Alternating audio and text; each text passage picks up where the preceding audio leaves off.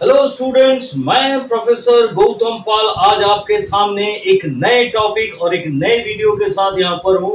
आज जो मेरा टॉपिक है बच्चों वो है ज्योमेट्रिक प्रोग्रेशन।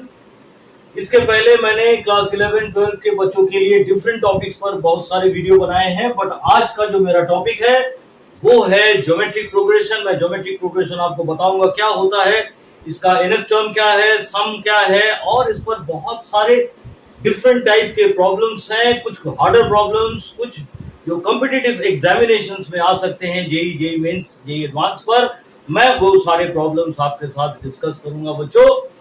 लेकिन इसके पहले आप मेरे चैनल को सब्सक्राइब करिए, लाइक करिए, बहुत बहुत बहुत शेयर करिए, जिससे कि और भी स्टूडेंट्स मेरे इन चैनल्स को देख सकें और अपने आने वाले एग्जाम्स में बहुत अच्छा स्कोर कर सकें। तो बच्चों आज जो मैं बता रहा हूं वो है geometric progression. Actually geometric progression होता क्या है? ज्योमेट्रिक सीरीज या ज्योमेट्रिक प्रोग्रेशन, मान लीजिए आपका एक सीरीज है a are square, A R cube, इसी तरह से ये सारे टर्म है बच्चों। इसी तरह से देखिए यहां पर ए को हम लोग बताते हैं फर्स्ट टर्म,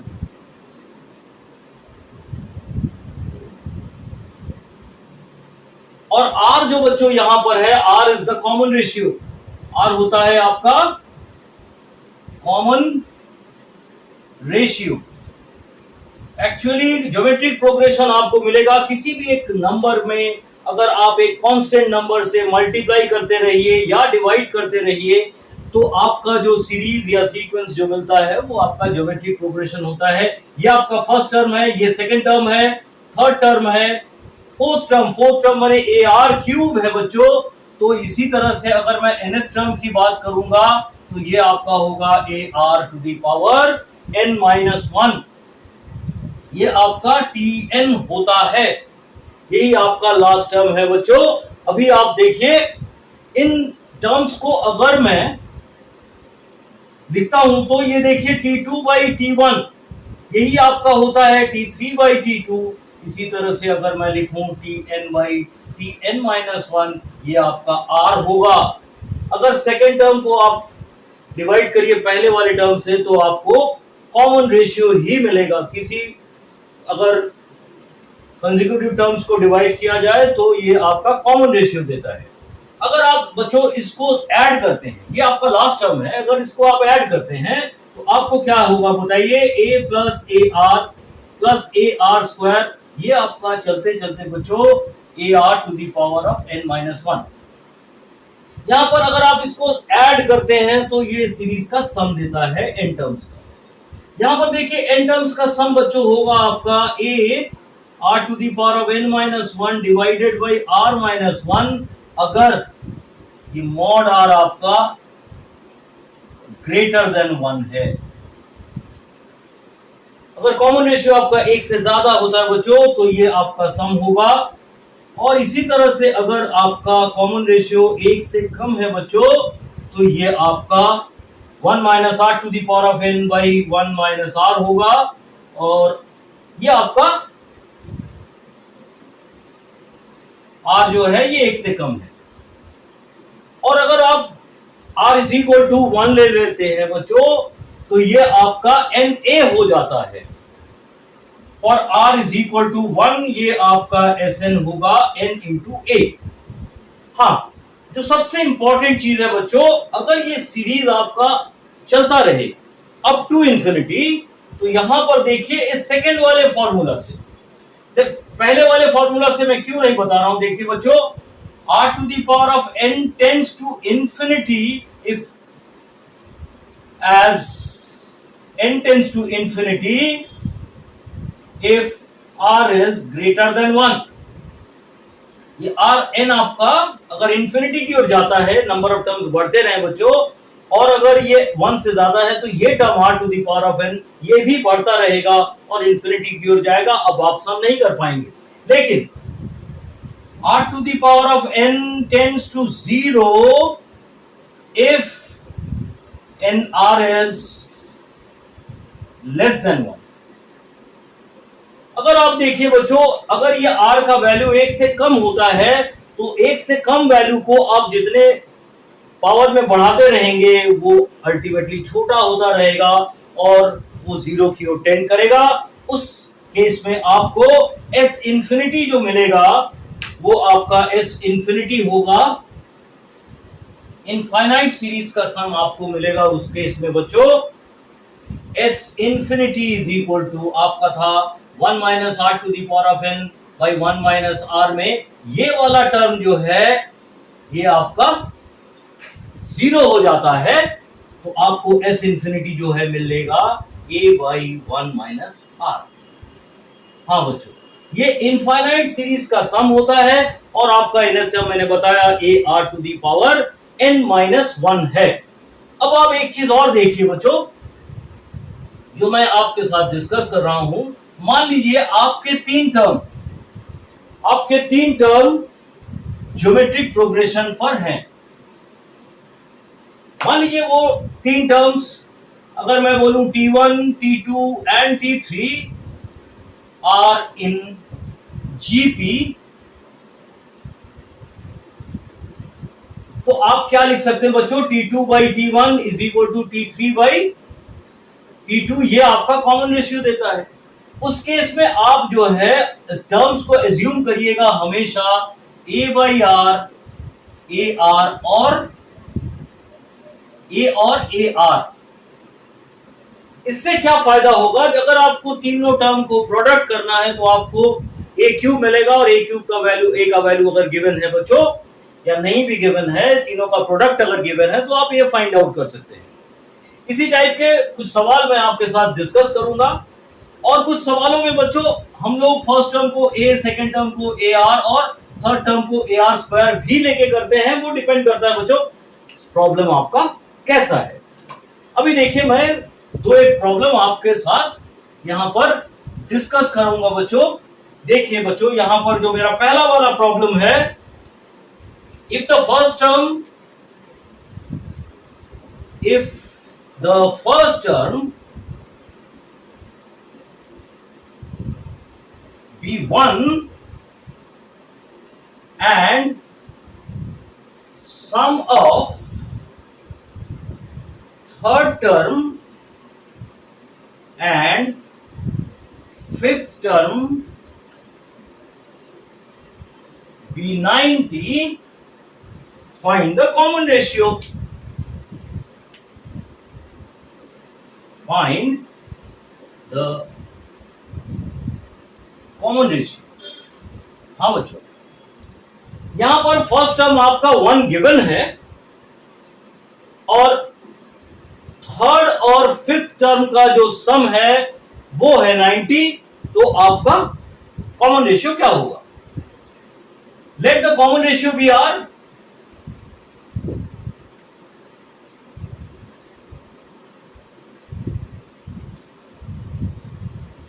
ये आपका सॉल्यूशन है बच्चों, ध्यान से देखिए।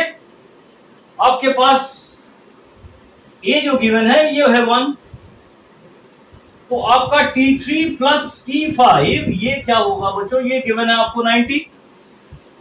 T3 माने आप लिख सकते हैं a are square plus fifth term आप लिख सकते हैं a r to the power 4, क्योंकि ये आपका n-1 होता है, 5 - 1 is 4, ये आपका 90 है। अब आपको a इज इक्वल टू 1 अगर पुट करते हैं तो बच्चों तो आपको मिलेगा r square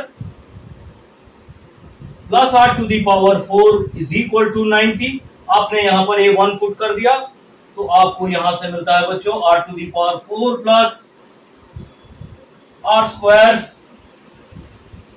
minus 90 is equal to 0। अब 90 को अगर आप फैक्टर करते हैं बच्चों तो 9 और 10 होता है, आप यहां से लिख सकते हैं r to the power 4 plus 10 r square minus 9 r square minus 90 is equal to 0। R square अगर कॉमन लेते हैं बच्चों तो आपको आर स्क्वायर प्लस 10 मिलेगा, और यहां से अगर आर स्क्वायर कॉमन लेते हैं बच्चों, ये आपका 9 है, यहां से आपने 9 कॉमन ले लिया तो आपका ये आर स्क्वायर प्लस 10 हो जाएगा इज इक्वल टू 0। तो यहां से आपको दो फैक्टर मिलते हैं बच्चों, r plus 10, r square plus 10 और r square minus 9 is equal to 0।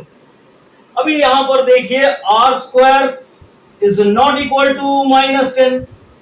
इसको अगर मैं 0 पुट करता हूं तो r square square quantity can not be negative, so r square can not be equal to -10। So आपको क्या मिलेगा बच्चों, r square -9 is equal to 0। तो are +3 are -3 is equal to 0। तो आर इज इक्वल टू आपको +-3 मिलता है। तो आपका कॉमन रेशियो ये हो सकता है +9 और -9, +3 और -3। ठीक है बच्चों, इसी तरह से अगर मैं एक और सवाल आपके साथ डिस्कस करूं तो वो क्या होता है, देखिए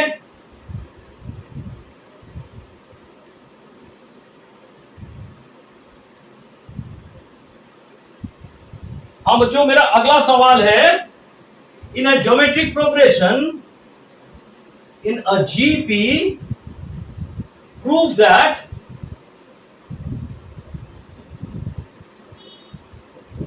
product of prove that the product of the n terms product of the terms from beginning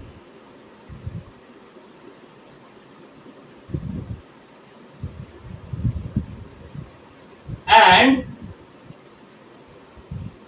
the end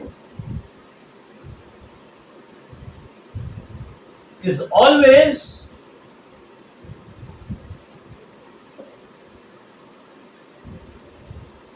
same and equal to product of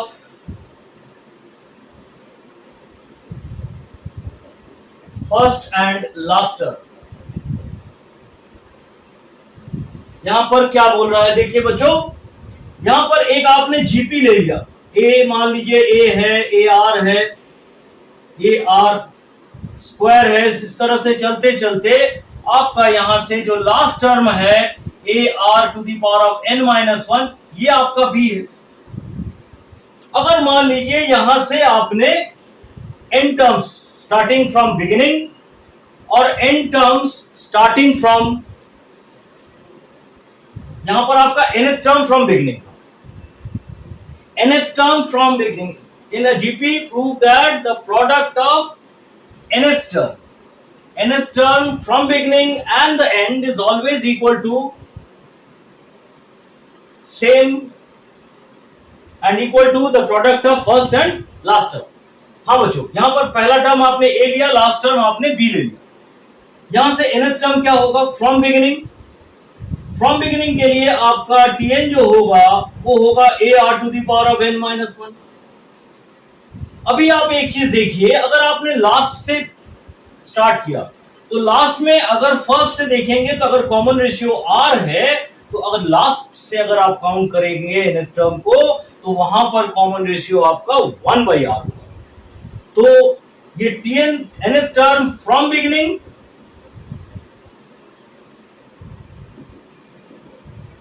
और Tn क्या है बच्चों, b 1/r to the power n-1, ये होगा from and. ये है nth term from beginning, ये है आपका nth टर्म फ्रॉम एंड। अगर इन दोनों को आप प्रोडक्ट करते हैं तो क्या होगा, ये आपका स्टार्टिंग वाला था, ये एंड वाला था। तो अगर इन दोनों को प्रोडक्ट करेंगे तो आपको क्या मिलेगा, आपको मिलेगा a r to the power of n-1 into b 1/r to the power of n-1, जो कि आपका ए बी होगा, जो कि होगा product of first and the, this is equal to product of first and the last term.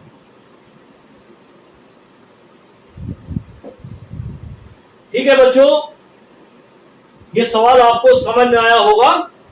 मैं अगला एक और सवाल आपके साथ डिस्कस करता हूं। देखिए बच्चों, यहां पर क्या है, यहां पर आपका 3 टर्म दिया हुआ है।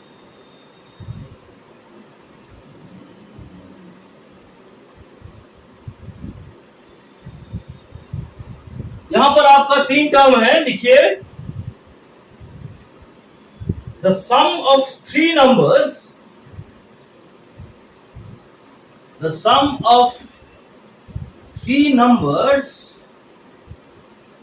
are in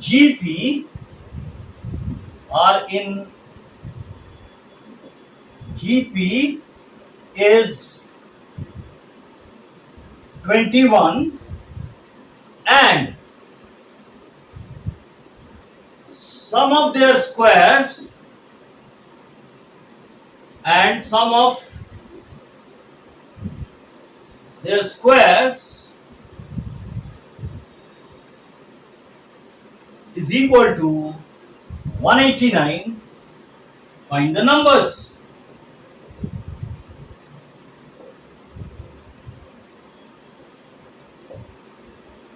हाँ बच्चों, यहां पर आपको क्या गिवन है?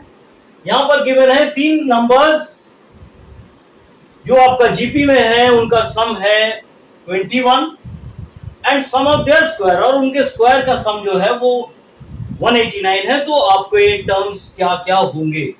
Late the terms be, let the numbers B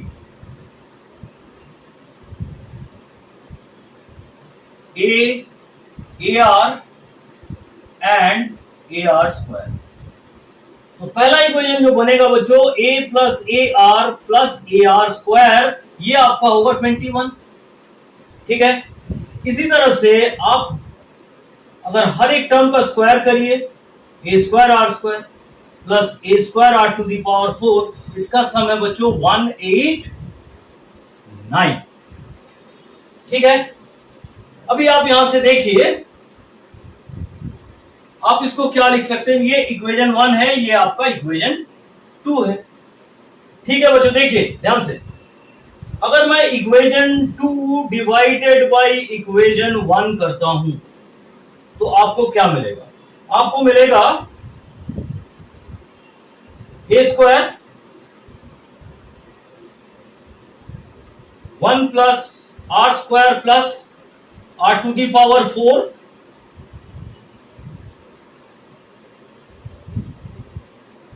is equal to 189।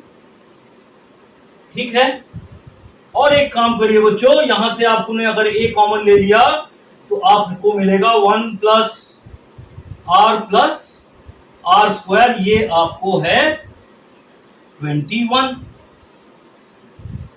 अब आप एक काम करिए, दोनों तरफ आप स्क्वायर कर लीजिए, या इसको आप स्क्वायर कर लीजिए तो आपके लिए अच्छा रहेगा। ये आपने A स्क्वायर किया, इसको भी स्क्वायर किया, इसको भी 21 इंटू 21 लिखिए। Equation 1 and equation divided by square of equation 1। चलिए इसका स्क्वायर, तो ये टर्म आपको मिल गया, आपने A स्क्वायर यहां से कैंसिल कर दिया। अभी यहां से देखिए बच्चों एक चीज,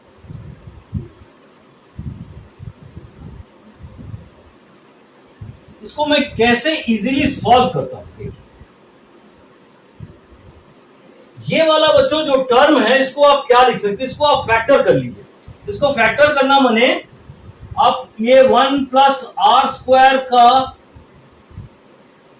होल स्क्वायर माइनस, ये एक्चुअली इसको आप लिख सकते हैं बच्चों, यहां से आपको 1 square plus 2R square plus R to the power 4 है, तो इसको आपने यहां पर इस तरह से देखिए आप, हाँ 1 प्लस R स्क्वायर का अगर होल स्क्वायर करते हैं तो आपको क्या मिलेगा? 1 plus R square 2R square plus R to the power 4। तो अगर आपने बच्चों यहां से एक R स्क्वायर को इधर ट्रांसफर कर दिया तो आपको मिल गया 1 plus R square plus R to the power 4। तो यहां पर जो था आपका 1 plus r square plus r to the power 4, इसको आप क्या लिख सकते हैं, इसको आप लिख सकते हैं यहां से इसके बाद 1 plus r square the whole square minus r to the power 4। या एक काम करिए, इसको पहले उसको लिखिए। Yes, 1 plus r square plus r to the power 4 को आप लिखिए आर स्क्वायर प्लस, यहां पर आपने इसको एक्चुअली क्या करना, देखिए आप इसको ध्यान से देखिए, 1 plus r square plus r to the power 4, इसको आप क्या लिखिएगा। अगर मैं 1 प्लस आर स्क्वायर को होल स्क्वायर करता हूं तो आपको मिलेगा r to the power 4 plus 2 r square plus 1। आपको क्या चाहिए, आपको चाहिए 1 plus r square whole square minus r square, तो आपको मिलेगा 1 plus r to the power 4 plus r square. तो यहां पर ये जो टर्म था 1 plus r square plus r to the power 4, इसको आप लिखिए a plus b a minus b. तो ये होगा आपका 1 प्लस आर स्क्वायर और 1 plus r minus 1 plus r square minus r divided by, यहां पर देखिए 1 प्लस आर स्क्वायर है बच्चों, यहां से होल स्क्वायर है, ये आपको मिलेगा 189 डिवाइडेड बाय 21 इंटू 21। आपने इसको कैंसिल कर देना एक टर्म, यहां से इसको एक टर्म कैंसिल करिए तो आपको क्या मिला, 1 plus r square plus minus r square minus r plus 1 divided by r square plus r plus 1 is equal to 189 divided by 21 into 21। अब ये देखिए बच्चों, इसको छोटा कर लेते हैं, 3 7 जा 21, 3 6 जा 18, 3 3 जा 9।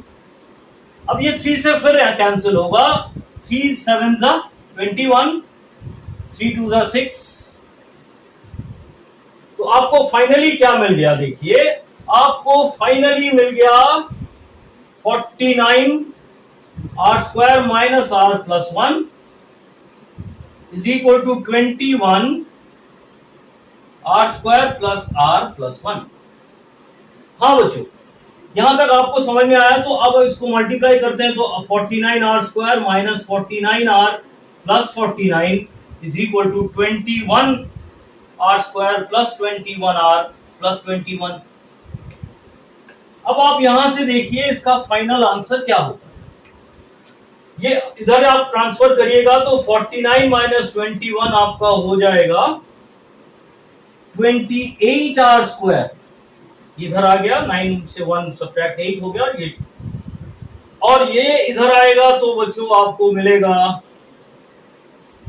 माइनस 70, 49 माइनस 21 ये होगा माइनस 70 आर, और 49 से इधर 20 इधर हो गया बच्चों, तो आपको मिलेगा प्लस 28 इज इक्वल टू 0।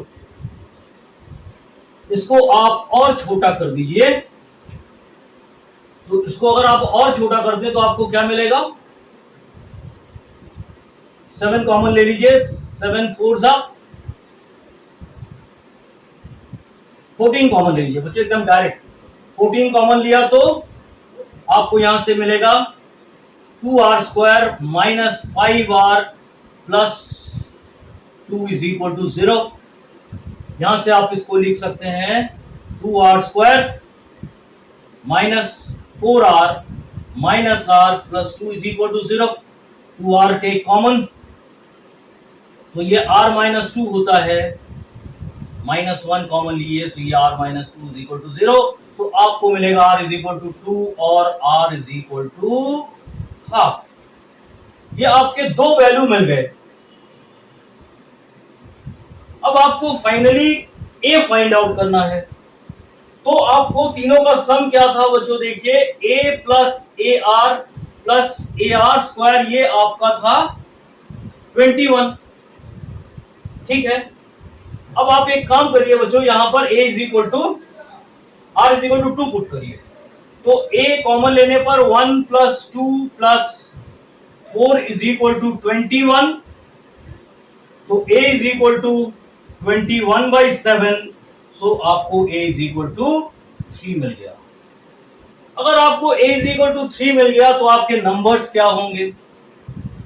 आपके नंबर्स होंगे, आपने नंबर लिया था a, ar और ar स्क्वायर।